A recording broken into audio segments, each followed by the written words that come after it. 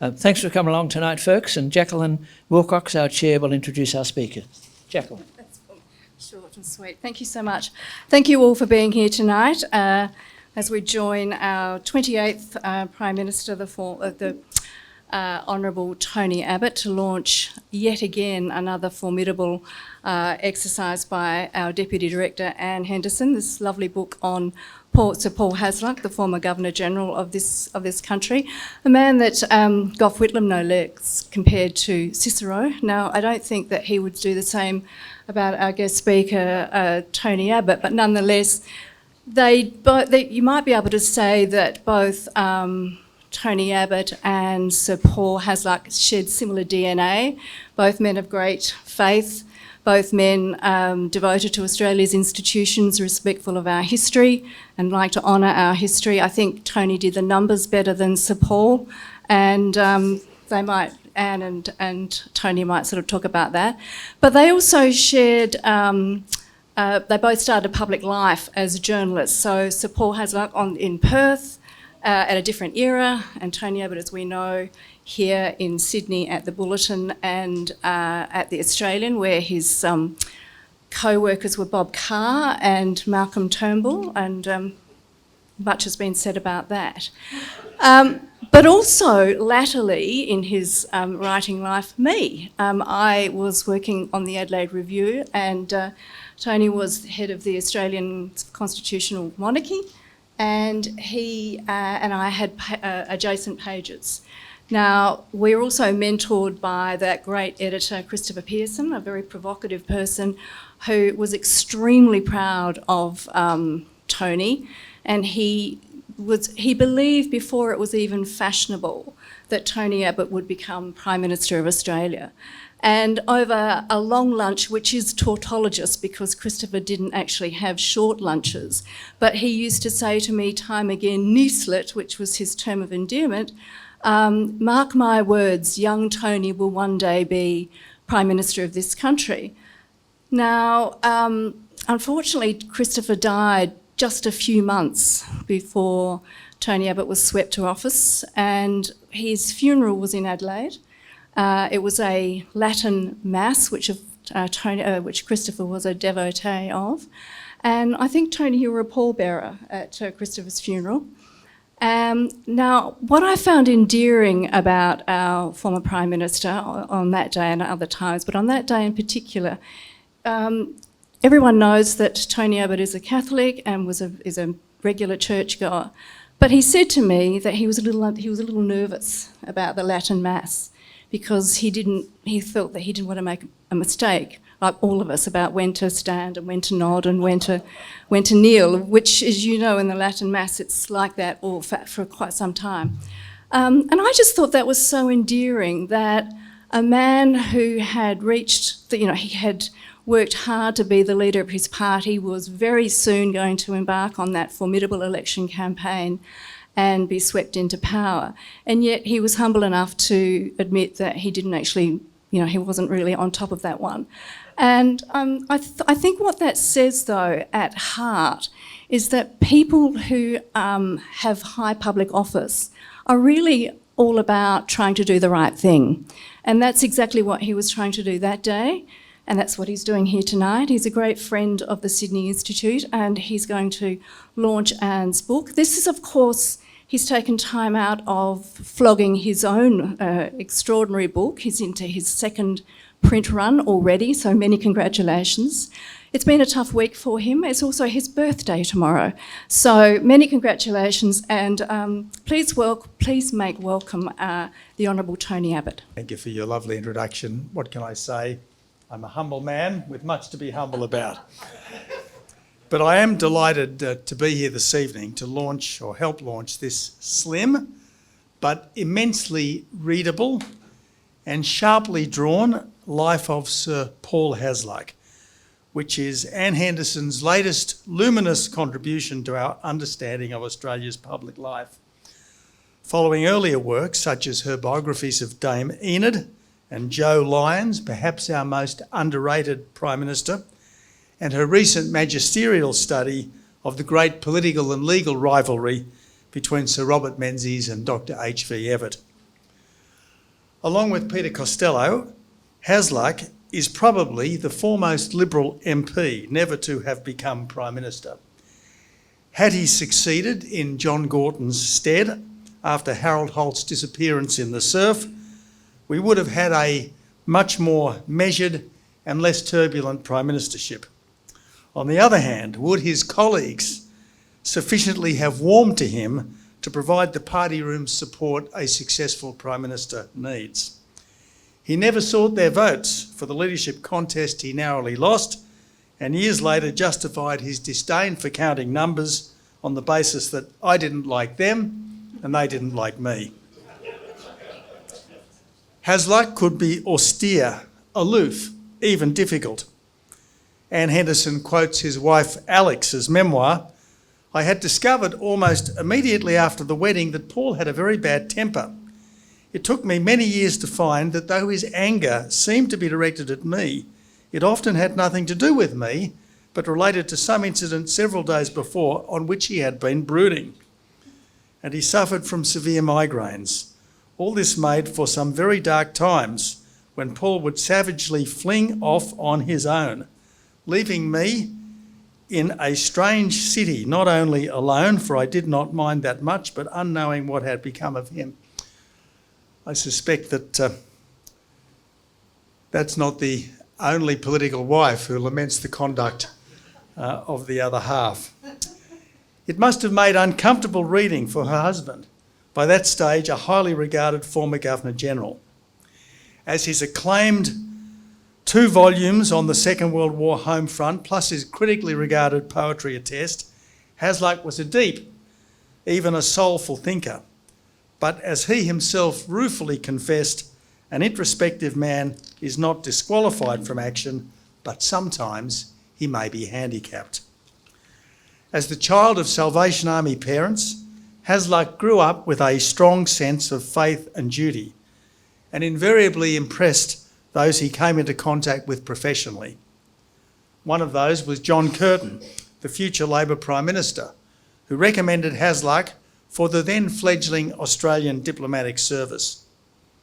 As an aide to the mercurial Doc Abbott, Hasluck had an uneasy relationship with his boss, whom he regarded as an effective player in world affairs, but also as a chaotic manager, weakened by an overly suspicious mind. On leaving diplomacy, Hasluck briefly became reader in history at the University of Western Australia before accepting the Liberal Party's invitation to run for what was regarded as a likely Labor seat on the basis, he said, of his belief in parliamentary democracy as a way in which one can best serve to maintain the Australian way of life. Earlier, starting his working life as a journalist, Hasluck had made Indigenous affairs his specialty. His parents had run hostels, including for Indigenous children, and his second name, Myrna, is Aboriginal for joyful spring of fresh water.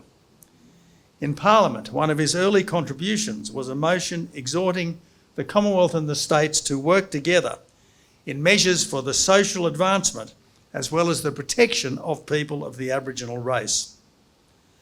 Within hardly a year of entering Parliament, Hasluck became Minister for Territories, responsible, among much else, for the well-being of the Indigenous people of the Northern Territory. Early on, he had come to the conclusion that assimilation was the best outcome, not because he wanted to see the disappearance of distinct peoples, but because he thought their traditional way of life was in irreversible decline. Henderson quotes one of his early ministerial speeches to Parliament. Assimilation means that in the course of time, all persons of Aboriginal blood or of mixed blood in Australia will live as do white Australians. The alternative, he went on, is segregation that could take place in settlements and missions solely occupied by natives. But, he said, the objection to this policy is that if it succeeds, we shall build up in Australia an ever-increasing body of people who belong to a separate caste and who live in Australia but are not members of the Australian community. As Minister, Hasluck accepted that mineral developments on Aboriginal land should benefit Aboriginal people, leading Kim Beazley Senior to observe that Hasluck was that rare politician who can genuinely be called a statesman. Another Labor opponent, Gordon Bryant, said that in spite of his conservatism, Hasluck had done probably one of the best jobs for Aboriginal people than anyone in Australia. In later life, Hasluck maintained his scepticism towards anything that smacked of separatism, while appreciating how Aboriginal people had gained an expectation of better times ahead. As Territories Minister, Hasluck was also responsible for pre-independence PNG. By extending the administration's remit, and thus the rule of law through the work of the highly competent and still fondly regarded KIAPs, Hasluck gave freedom to 500,000 people who had not known it before. In the words of Sir William Slim, the General turned Governor-General, "Your young chaps in New Guinea have gone out where I would never have gone without a battalion, and they have done on their own, by sheer force of character, what I could only do with troops. I don't think there has been anything like it in the modern world." Now, it says something about the more senior portfolio that Hasluck had less impact in his years as Minister for External Affairs, in the nature of things, with less executive authority than as Territories Minister. But that didn't stop Menzies writing privately at the time of the leadership contest that Hasluck was possessed of the best brain of the whole lot, but is now the victim of subtle propaganda designed to attach to the Gorton banner whatever sympathisers there are in New South Wales with Willie McMahon. Whatever bad blood the failed leadership bid engendered, it didn't stop Hasluck working effectively as Governor-General with both Gordon and subsequently McMahon. Likewise, the infamous parliamentary incident where Gough Whitlam threw a glass of water over Hasluck and may or may not have called him something rhyming with runt, didn't stop a warm and respectful relationship with Labor's first PM in 23 years. "It was my own happy experience," he wrote, "to have enjoyed a relationship of trust and confidence with each of them." Would he have handled differently the events leading up to the dismissal? Perhaps there's a clue in his subsequent work, The Office of the Governor-General, where he describes the viceregal role as ensuring that those who conduct the affairs of the nation do so strictly in accordance with the Constitution and the laws of the Commonwealth, with due regard to the public interest. In extreme situations, he said, the Governor-General could check elected representatives by forcing a crisis. So Anne Henderson has beautifully brought to life this now regrettably neglected figure. When he became only the second serving politician to be appointed Governor-General, one commentator observed, "He has shown such monarchical indifference to the skirmishing and jockeying of politics that it seems almost insulting to call him a politician at all." Henderson quotes Hasluck on Menzies. "The sort of tribute he would have appreciated most would not have been praise of his great talents, but rather a statement that he was a man of character, honourable in conduct and decent in behaviour," before concluding that this rather sums up Hasluck himself. We are indeed blessed to have had him in the service of our country, and we are now blessed to have this fragrant reminder of his life. Paul Hasluck couldn't have wished for more. Thank you. And as with your recent history, it's just fascinating. It's so popular, your recent history, that people are obviously hungry to get the lost bits of our story back into the consciousness of the nation. And I hope that happens with Paul Hasluck. Now, as you know, a monograph is a very short account of a subject's life, a sharpened view. And this series of monographs, for which Paul Hasluck is number 26, was created by Scott Prasser, who's here tonight in the audience, and maintained by publisher Connor Court, and we owe them a lot. As Tony Abbott has just demonstrated with his new book, our coming generations need a record of past achievements, and this series does just that. And as a person who writes without your acclaim and distribution, I just hope that these written records will be in archives, and one day a student of one of my great-grandchildren will be in the archives, and the archivist will bring out a box, and in the box will be a book, and the archivist will say, well, we haven't had the money to put it down digitally. It's a book, it's made of paper. How are you with the alphabet? It doesn't have a search engine, but do your best. But that's what we hope for. It'll still be in the archives. Now, Paul Hasluck was a man of many parts. As you've heard, he began his younger life as a child of Salvation Army parents, which was quite a sacrifice on the part of his father, who was in the Colonial Postal Office at about 18 and was on the rise as a bureaucrat. So he gave it all up, he found God. And as a result, in his teenage years, he knew penury, had to do any job he could find until he eventually got a scholarship to Perth Modern and then eventually a scholarship to university. He knew, as Tony has said, a lot of playmates as Aboriginal kids, and he liked them and they liked him. And he understood what they were on about and what their problems were. But he treated them as equals. He also learned to ride, and that comes into the story later. He was scholarly, a scholarship student at Perth Modern. He was a great achiever. He was a poet. I finished the book with beautiful lines that I think are so apt to Paul Hasluck. He was a builder who played an important part in founding the United Nations under Doc Abbott, who was a representative for Australia, and you know all about that, and as a democratic Papua New Guinea. An enormous task, because when Australia was in charge after World War II, the two parts of eastern New Guinea had been administrated separately, and something like 500 square kilometres or whatever had to be brought into modernity. It was an enormous task, and Sir William Slim was right. He was an uncompetitive man, Paul Hasluck, and eventually made a career in one of the most competitive fields, politics. He was thought to be a bit stuffy as a public figure, one who was thorough and efficient, hard taskmaster. But as you heard from Tony, he was quite a progressive in a lot of areas that we today are still discussing. He had a short temper, as you've heard. I loved that bit you read out.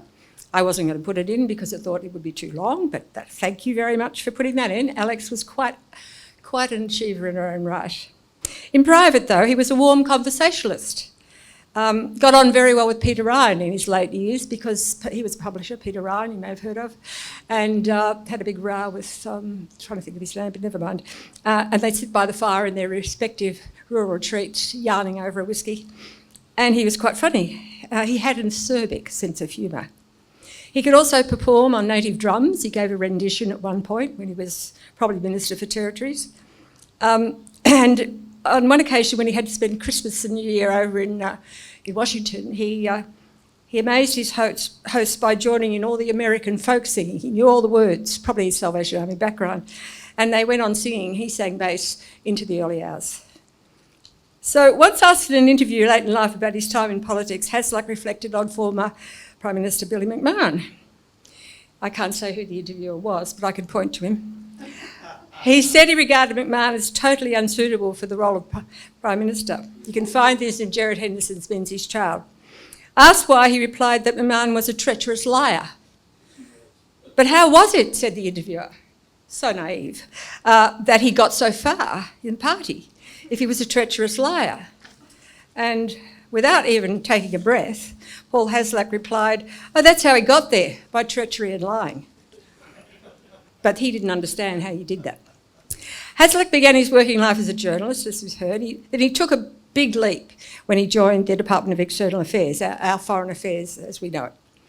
In Canberra, when he went there, that was in 1940, early 41, under the Menzies era, he found the department to be a rather daggy office, where in the 10 rooms in Canberra's West Block, it inhabited that it inhabited, the clerk in charge of records, George Westcott, always had a blue heeler cattle dog under his table. He was obviously hoping to generate more blue heelers for Media Watchdog, but anyway, there was a blue heeler under the table. And other members of staff on various days would bring their dogs in to the office. Hasluck himself rode to work every day on his mare Edith, who was tethered to the grass in the bush outside and took him home for lunch. She was illegally stabled in the backyard of his Canberra cottage. Very laid-back Canberra, quite a different place now. Everyone would be fined for all of that now. Anyway, at one stage during the war, Edith was put in the shafts with Hasluck and mates and helped to salvage a 9-gallon barrel of beer to help preserve a Queanbeyan publican's wartime ration. This was our very proper Paul Hasluck. So underneath it in his personal life, he was a bit of a rogue too. Now, Labor leader John Curtin, as we know, encouraged him to go to the External Affairs position. And late in 41, the Daggy department came in for a shake-up. Incoming Minister of External Affairs and Attorney General H.V. Abbott was seen to be a person of brains and action. Within a few months, Hasluck had become speechwriter and researcher for Labor's Doc Abbott and would be closely involved in Abbott's representation at conferences related to the plans for post-war peace and the setting up of the UN. It was a wild ride for Hasluck, as you've heard about Abbott, mercurial and chaotic, but it offered him a huge international experience. Academic Richard Nile, there was a whole volume put out on Hasluck in 1999, once assessed the great influences on Hasluck as, quote, H.V. Abbott as a model of what not to be, John Curtin as a man who gave himself to the service of the nation, and Robert Menzies, the politician he most admired and whom he served faithfully during 12 years of great doubting as the Minister for Territories. Now, he stood for Curtin, as you've heard, in 1949, asked by the Liberal Party, and he did, and he won, and spent 20 years thereafter as an MP and Minister. And after the disappearance of Harold Holt, he was encouraged to stand as leader of the Liberals. And as you've heard, he did not canvass support and lost narrowly to John Gorton. And that's the important thing. He didn't canvass, he didn't go out and seek their votes, but Gorton only won by a whisker, in spite of all the treachery and lying. In correspondence which he then had with Sir Robert Menzies, former PM, Hasluck revealed how Billy McMahon had whiteouted his candidacy in the ballot, which I go into in the book, but also showed his lack of skilled competitiveness and naivety about colleagues and rivals' political scheming. You can't be too much a man of integrity in politics. In early 1969, Hasluck became Governor-General. He served there until mid-1974, and I go into more details of this, when he turned down Gough Whitlam's offer to extend his term for 2 more years. And it does beg the question, how might history have been different had Hasluck stayed on till 1976? Of course, he was clever enough to never really give you an answer. Thanks to Hasluck's extensive writing on his various career opportunities, we have so much information. He completed the 2 volumes of the wartime home front official history, and some of his coolness with Menzies he put down later, interview, to possibly Menzies not liking his frankness about how the Menzies government had handled the early years of the war. I've read all that, and I think it's pretty spot on. And Menzies got a lot of lessons from losing, in 1941, losing the position. And I would have thought Menzies should have come around a bit warmer to Hasluck for his insight. But never mind, he did eventually see that Hasluck was doing great work in the territories. Hasluck's long interest in the plight of Indigenous people was no doubt his drive in his fervour, in spite of many misgivings as Minister for Territories. He also had Northern Territory, and he was able to do work there for Australian Aborigines. As you've heard, Hasluck's belief was that only if Indigenous Australians fully embraced their Australian identity would they become noted. And he was right. At the time when he was advocating for something to be done about the parlous state of Australian Aborigines, They were an outcast caste. And their situation, if you read the Mosley Report, West Australia in 1934, was disgusting, shocking, some of the conditions under which people were living. And across Australia, it was very different in different places, but it was a parlous state. And he believed that they should get out of protection. Don't go protection. Get out, get education, get skills, and bring your children up to be Australians. However difficult it is, go that way. They lived on the fringes, and he thought without full acceptance, as they weren't in those days, they would always be a separate, as we heard, caste. And that's what they called assimilation in those days. Now, many Indigenous leaders today would not agree with them, but I believe that the result of the voice referendum suggests that a large majority of Australians agree with Paul Hasluck. However the blending is done, it should not separate non-Indigenous and Indigenous. And we've heard what Sir William Slim said, and he was dead right on territories. They flew out in these one-engine planes, 500,000 square kilometres to bring you to modernity, isolated tribal villages, whatever, along these huge mountain slides where they landed one-engine planes on strips, if they were lucky, of tufted grass. And Hasluck came to believe he trusted the ingenuity of the pilot and not the mechanics, because on one occasion they landed and the pilot said, well, that was okay, but I'm not sure how we're going to take off. And I found something summed up Hasluck as a person, a leader, and what he was trying to achieve in the words he wrote about a description of a Highlands meeting that he was present at towards the end of his time as a minister. The meeting speeches were made by the leaders of the tribes in so many different dialogues. They had to have two different translators working out for the English for those who weren't natives. He wrote, "The orators stood, their magnificent voices rolled over the valleys and awakened echoes from the opposing slopes. The grand panorama of the Highlands. When they were satisfied that it was over, and we had understood, they signalled to their people, and a great roar of approval came from 6,000 voices. It was more eloquent than words in any document about freedom from fear. We gave that freedom to 500,000 people who had not known it before. In this and much more, Paul Hasluck, for me, stands tall in Australian history." Thank you.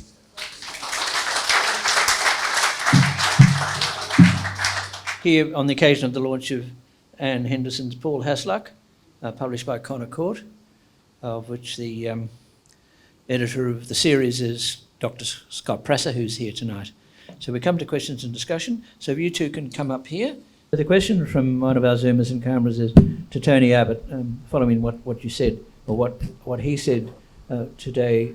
Do you think the Liberals give enough focus to their leaders, not just their leaders, but people like Sir Paul Hasluck and others?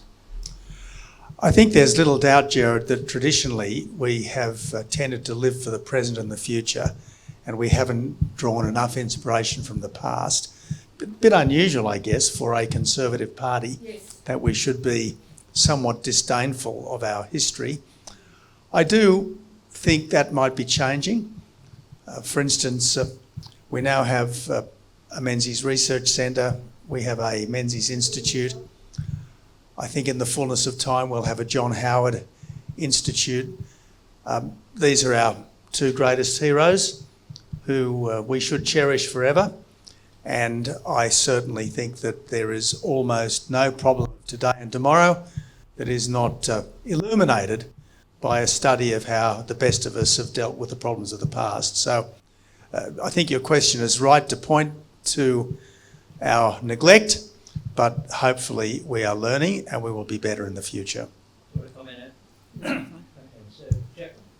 So if we get back to your book, Anne, I mean, I was intrigued the bit that you have in there about Sir Paul Hasluck believing or exposing the fact that it wasn't just Harold Holt being taken by a Russian submarine or a shark or whatever that prompted that that showdown, that was actually being well organised before that. Can you shed some more light on that? But the other one I want to ask you too, was he really that naive to be in that position and not do the numbers?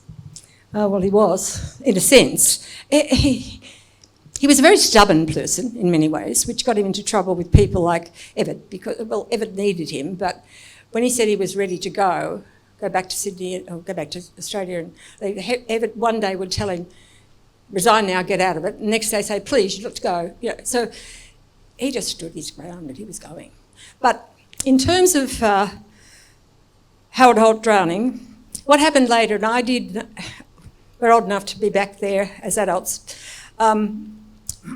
we did hear there were rumours that Holt was under some sort of widening pressure, whatever, but it never really hit the public space. And what he found out after was that Gorton was already making plans to get a seat in the lower house.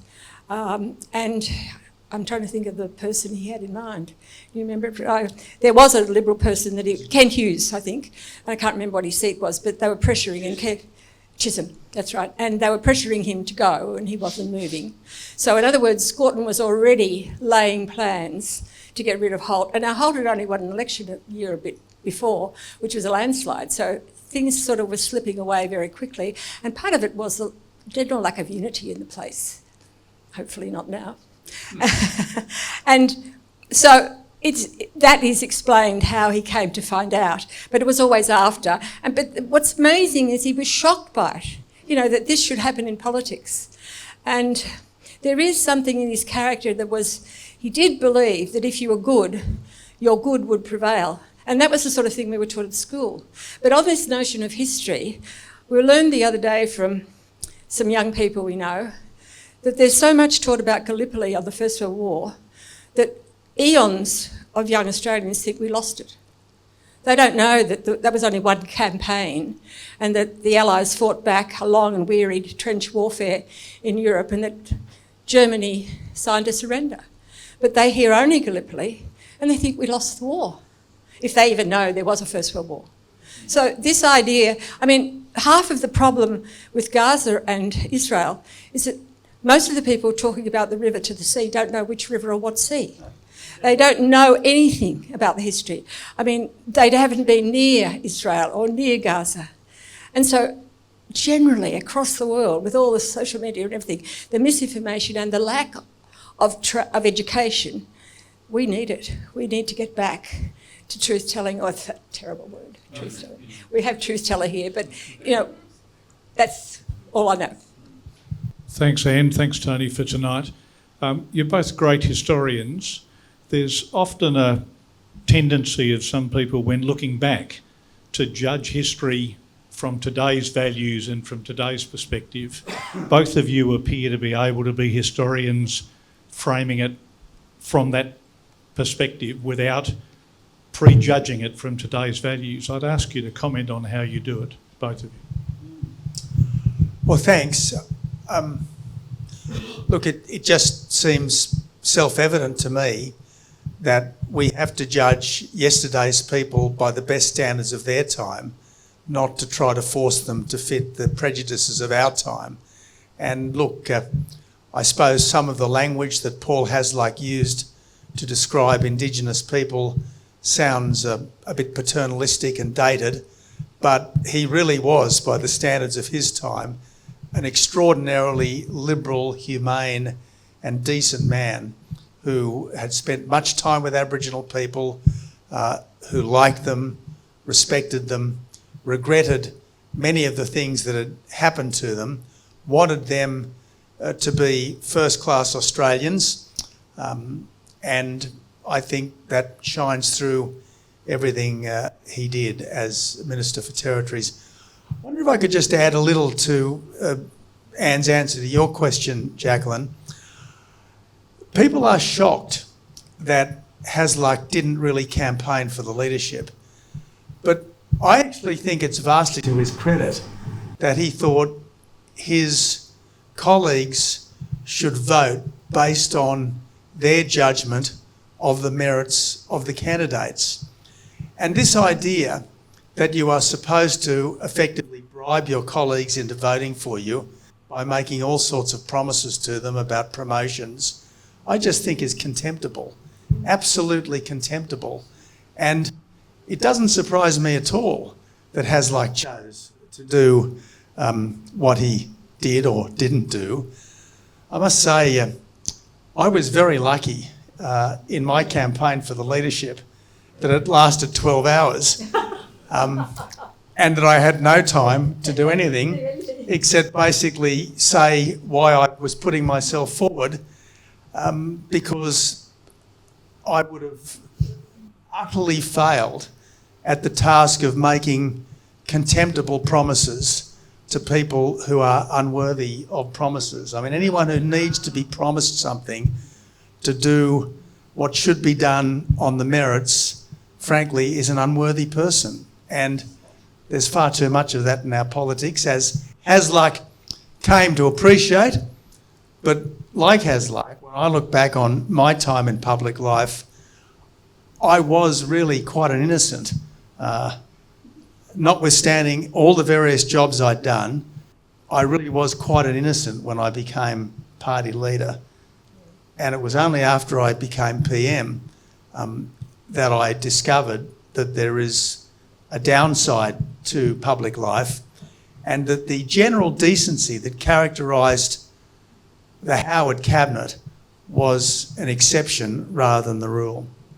And I'd have to say, what you said about coming to the leadership would fit John Howard as well. I mean, it was almost kind of, finally we realised this is the person we should have. And that is a very rare moment in history. But the Liberal Party after Menzies was a very divided lot. And unfortunately, some of the worst apples had risen to the top. You know, it was...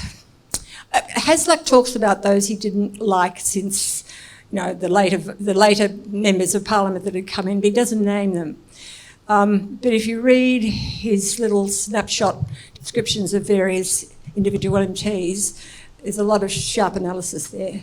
And I think he certainly found the Holt era with Zara and her mansion in Toorak and her idea of what to do. I remember Menzies writing in his diaries or his letters to his daughter that she got, I think she darkened the whole library and she put a lot of cheap paperbacks in the shelves, and it was a completely unrepresentative library for a Prime Minister's house. But that sort of Harold, if any of you remember the Harold Holt era, it was all ritzy and Zara was there, and then of course it just fell apart.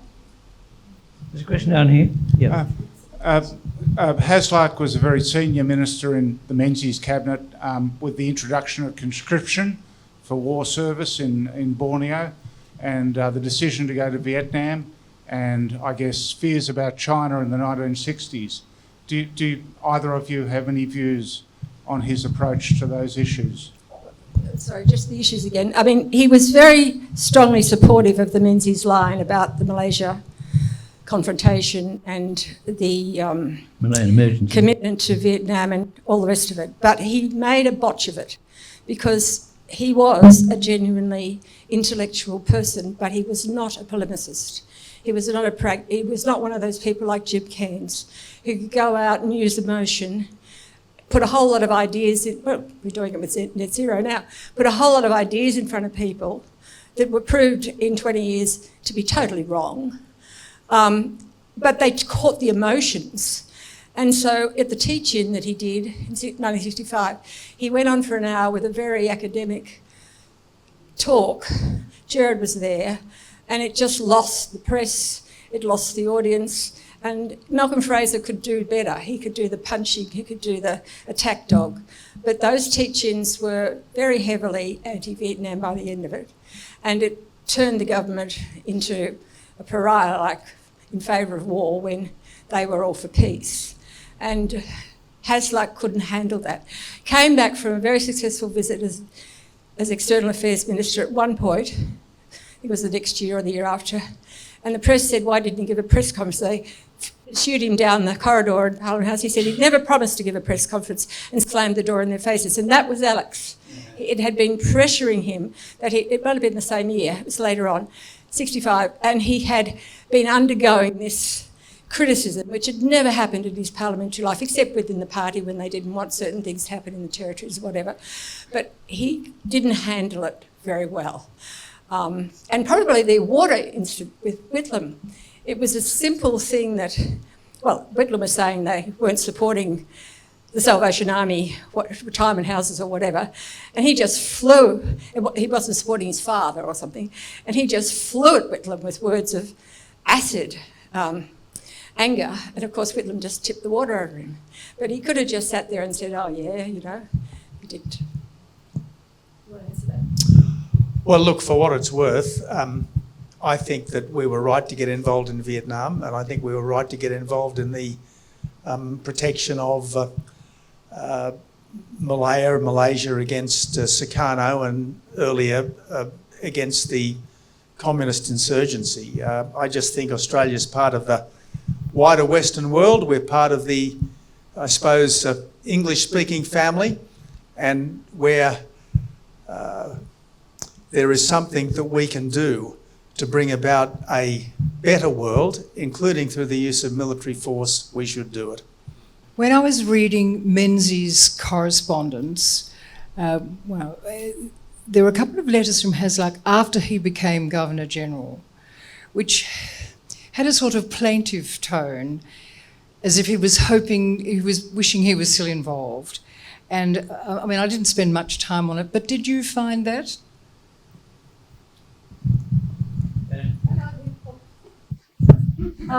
I didn't find that so much. But as Governor-General, what is really interesting is that Alex said they virtually never spent any private time together. They had separate bedrooms, and he was constantly at his desk, constantly on the road. And that may be what you're saying, that he wanted to be in the action. And he got himself tied up in so many appointments and so many things he wanted to do, and he did do a lot of his poetry writing at that time. So he kind of went into a little world of his own. And their son died in 1974. He was only 30-something, 32. He died of, I can't remember, something, an aneurysm or something in Southeast Asia. And that must have rocked them when they said they would. Well, certainly Alex had a very bad health and she wanted to have an operation, and they were very upright about doing their duty. And when they found out later, after they said they'd go, that John Kerr had a wife was dying of cancer, they said they'd come back because they realised she couldn't do the job, and they realised it was a two-person job. So yes, and he used to love the. Gerard interviewed what's his name now, Peter Cosgrove. And he was an aide-de-camp for a year there with the army. And there's some interesting stuff that he says about Hasluck in the interview, but he noted that he was very good with the politicians, he said, because he knew all about them and he knew their weaknesses and was able to kind of bat back with their requests or whatever it was they were coming to get advice about.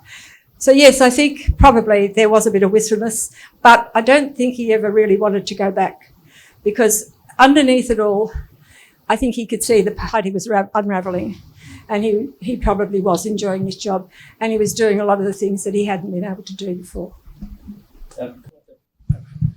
So I've got two brief questions on Zoom, which I'll summarise. So we'll just start off with Anne, and then I'll mention it to Tony Abbott. So the first one is, you haven't mentioned his assessment of all his colleagues in the book that Nicholas Hasluck put together.